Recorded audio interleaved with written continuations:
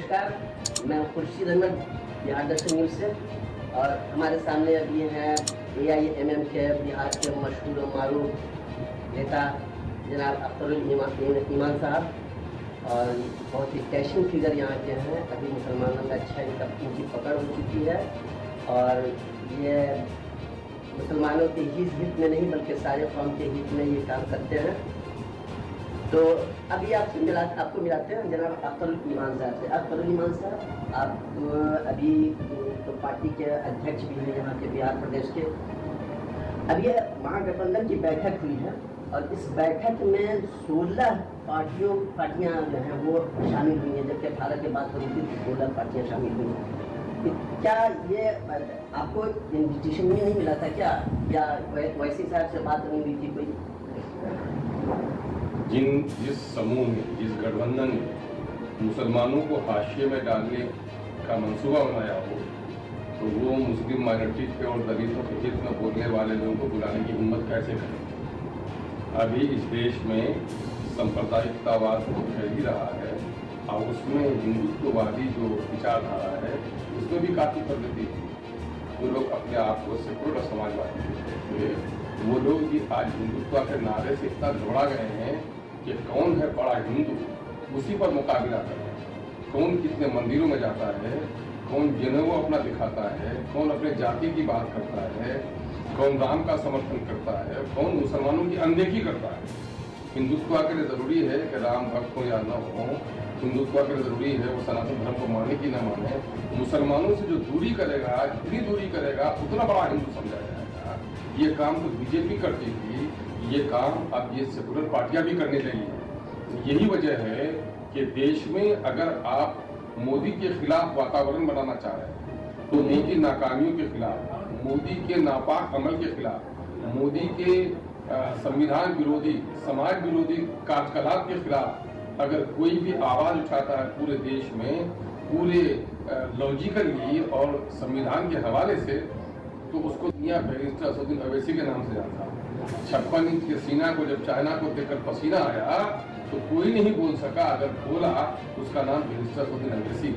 NRC का मामला हो या तलाक बिल हो, पेट्रोल की कीमत बढ़ी हो या गरीबों के खाते में 15 लाख रुपए का मामला हो, अगर मोदी के इस दुरुखेपन का अगर किसी ने ऑपरेशन किया है तो उसका नाम बैरिस्टर असदुद्दीन अवैसी। कहीं भी मॉब लिंचिंग हो, मुसलमानों के दर्द को और दलितों के दर्द को अगर समेटा है तो उसका नाम बैरिस्टर असदुद्दीन अवैसी है। और आपको बैरिस्टर असदुद्दीन को बुलाने से बड़ी दिक्कत और तकलीफ हो रही है।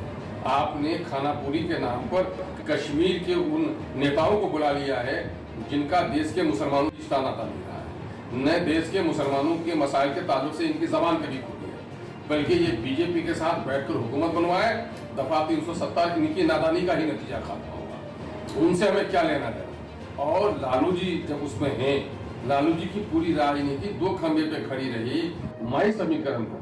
भले ही उनके सुपूत आज कहते हो कि A to Z के हम लीडर हैं, यानी 26 अक्षरों में, अब उनको परवाह नहीं है कि 26 अक्षरों के दरमियान में से एक M गायब हो जाए तो हमारा क्या होगा।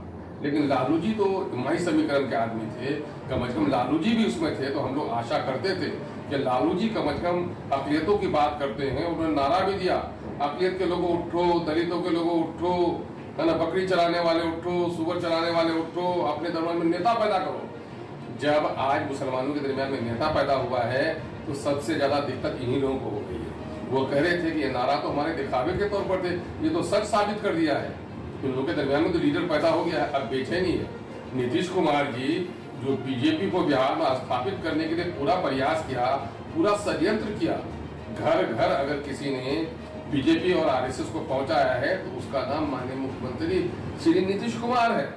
नीतीश कुमार जी एक लंबे अरसे से बीजेपी के साथ जुड़े भी रहे, और आज भी मैं कहता हूं कि नीतीश कुमार जी को अगर मतभेद है तो मोदी जी के साथ मतभेद है, बीजेपी से उनका मतभेद नहीं है ना। अपना लोग उधर भी लगाए रखे हैं, उधर भी लगाए रखे हैं, और उधर के लोग इनके साथ भी सटे हुए चल रहे हैं। तो आप कितनी देर मैं कहता हूँ कि कछुआ तैरता भी और डूब भी जाता है, उसके सर पर सवारी करने में बड़ा डर है ना, कब तैरे और कब डूब जाए।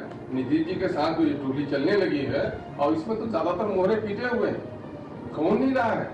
बंगाल की नेत्री बीजेपी के साथ बैठी रही है, बाबरी मस्जिद को तोड़ने वाले लोग आज आकर के सेकुलर बन रहे हैं, अवसरवाद है, ये समाजवाद नहीं है।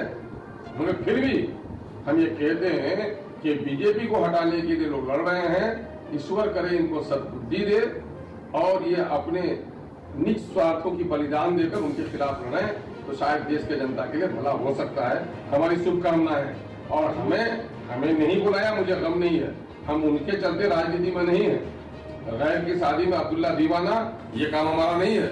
ये कुछ जमीर फरोश लोगों का हो सकता है जो उनके आंख में आंख डालकर बात नहीं, उनके इशारों पर सर झुकाने वाले लोग हैं, ये उनका तरीका हो सकता है। लेकिन हम लोग तो ये कहते हैं कि वोट का मालिक न कोई गठबंधन है न कोई नेता है। लोकतंत्र में वोट का मालिक अगर कोई है तो जनता है। जनता के दर्द, जनता के सवालों पर एमआईएम राजनीति करती है। इनको विश्वास अपने जनता से। आपको आपकी पार्टी पर एक आरोप लग रहा है, ये जिसको बीजेपी की ही मतलब पैदा की हुई पार्टी। देखिए, मैं समझता हूँ कि अफवाह फैलाना ही जुर्म नहीं है, अफवाहों के पीछे चलना भी ना नहीं है। कोई माई का लाज जो सबूत पेश कर सके। मैंने नीतीश कुमार जी बीजेपी को स्थापित कर दिए, जुमले उनके लिए नहीं बोल सकते आप। बीजेपी की पूरी राजनीति चली कहाँ से? बाबरी मस्जिद के तोड़ने से। तो बाबरी मस्जिद में जिसने ताला लगाया वो बीजेपी की बी टीम नहीं हुई, शरद पवार बीजेपी की बी टीम नहीं हुई। जिस वक्त गोधरा चल रहा था, ट्रेन के मिनिस्टर थे, रेलवे के मिनिस्टर थे आदरणीय नीतीश कुमार जी, वो बीजेपी की बी टीम नहीं है। जब कोरोना काल में जब तलवीर जमात के मस्जिद पर, बंगला वाली मस्जिद पर ताला लगा और लोग जेल भिजवाए गए, तो वो केजरीवाल बीजेपी की बी टीम नहीं है। ये तो बड़ा अजीब सा मामला है भाई, कि लोग क्या कहते हैं वो सुने हुए बात पर चले जाते हैं। दानिश्वर और अक्लमंद सुनी हुई बातों पर नहीं जाता, बल्कि मुनाफिकीन के जुमले की तहकीक करता है। आप लोग तो अच्छे पत्रकार हैं, ये मुनाफिकाना जुमले के पीछे क्यों पड़ते हैं? है कोई माई का लाल? अवैसी ने जिस अंदाज से, अवैसी नहीं, अवैसी का बाप, उनका बाप, उनका रिकॉर्ड रहा है, उनका खानदानी सिजरा पढ़ लीजिए। हमेशा देश में लोकहित की बात की, जनहित की बात की, संविधान से जुड़ी हुई बात की, कभी किसी की दिलादारी नहीं की, कभी किसी मजहब के खिलाफ नहीं किया। बल्कि एमआईएम का तो ये सोच है कि कोई माने न माने ईश्वर को, इस संसार का ईश्वर हम मानते हैं कि हम जिस तरह से मानते हैं कि संसार का ईश्वर ये है, इस संसार में एक ही सूरज गरीबों, दलितों, गोरों, कालों, हिंदू, मुसलमानों के घर में सूरज रोशनी पहुंचाता है। ये चांद चमकता है राजा के दालान में भी और बेवा के आंगन में भी। ठीक उसी तरह से एक ही माँ बाप के संतान हैं हम। मजहब हमारा विचार है, हम इंसान और इंसानों के दरमियान में कोई जात पात में हम तफरीक नहीं करते। मजहब को लोगों का निज मसला समझते हैं, मजहब की बुनियाद पर हम किसी नफरत नहीं करते। ये लोग जो लोग हैं, जो लोग हमारी बेटियों के नकाब से जिनको परेशानी है, जिनके चेहरे जल उठते हैं, हमारी दाढ़ी से जिनका चेहरा खुल जाता हो, हमारी टोपी से जिनको परेशानी हो रही हो, है ना, हमारे हाफिज को जिसने मॉब लिंचिंग की हो, हमारे दस्तरखान की जो तलाशी है, उनके बारे में कीजिए।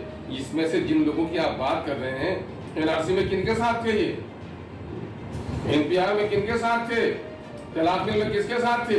ये लोग हो गए। वाह वाह, क्या बात कहते हैं। मैखाने से जो झूमता निकले वो शराबी नहीं है, और जो दूध का गिलास लिए निकले उसे आप कहते हैं कि मतवाला है।